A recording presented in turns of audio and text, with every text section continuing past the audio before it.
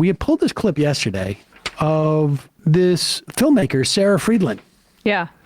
Who won an award at the Venice Film Festival. And we were going to play this yesterday. We didn't get to it.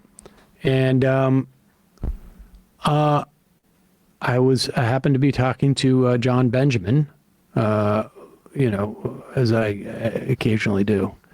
And I said, you never went to Venice. He was going to go to the Venice Film Festival because of a movie he was in. And he goes, yeah, I didn't go. I didn't want to travel, but the movie did, won all these awards. And I was like, oh, because he was in a movie.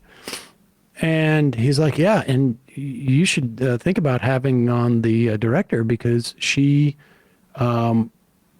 dedicated the award to Gaza. I'm like, oh my God, I know that clip, and put two and two together. So maybe we will talk to her down the road. I would love to. Amazing. This is really great. Venice is a big film festival. Oh, yeah. I mean, it is one of I think the top 4 or 5. I mean, you got Sundance and Toronto, and Cannes. But Venice is a very big one. And this, she got up there, and this is. She minced no words. In fact, I know that she was at protests in Brooklyn as well.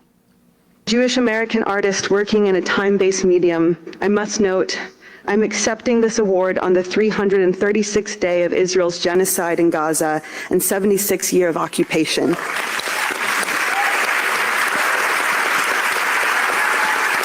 I believe it is our responsibility as film workers to use the institutional platforms through which we work to redress Israel's impunity on the global stage.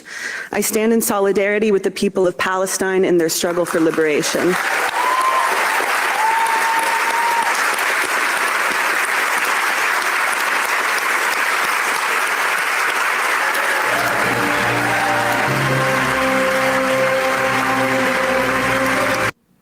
That's pretty awesome. That was beautiful. And the applause made me very happy too. Yeah, no booze. More international audience, maybe that's part of it, than just American. But I mean, Europe's not. Yeah, I mean, maybe. But that's awesome. I mean, I'm going to see that movie. Everyone should see it. What's it called? It's called Familiar Touch. Familiar Touch. I mean, it's probably. And this is. I want to make it clear. It's not a documentary. I mean, you will hear sort of people who are politically engaged, but for a filmmaker to come out and do this is not somebody who is established. Yep. This is not someone who is, who should feel like I am beyond having to, any type of pushback on this. This takes a lot of guts. It takes a lot of guts, and it takes a lot of guts in the context of you have this one, she's hit pay dirt by winning this Venice Film Festival.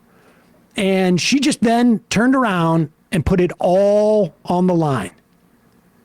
Amazing. All on the line. If you think that Hollywood responds well to this, you are absolutely 100% wrong.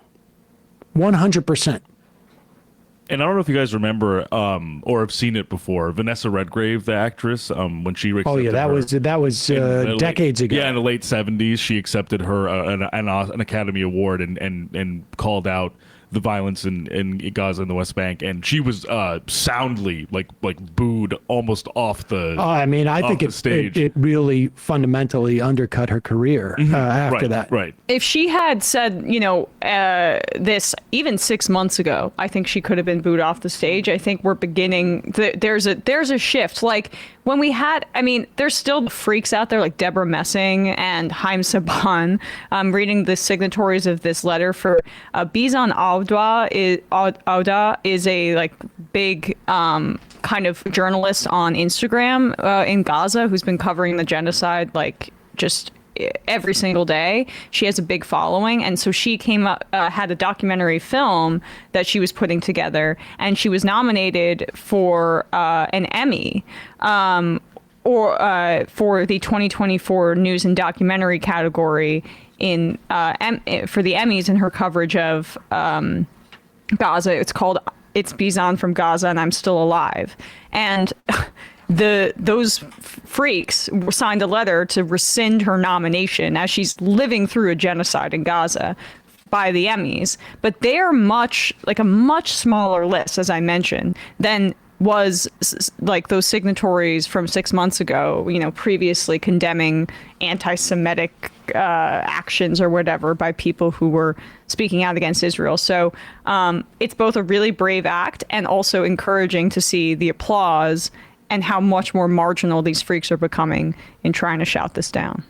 Hey, folks, don't forget to hit the subscribe button and check out our daily show. We do it every day at 12 p.m. Eastern for about 2.5 hours. We even take phone calls. You should check that out.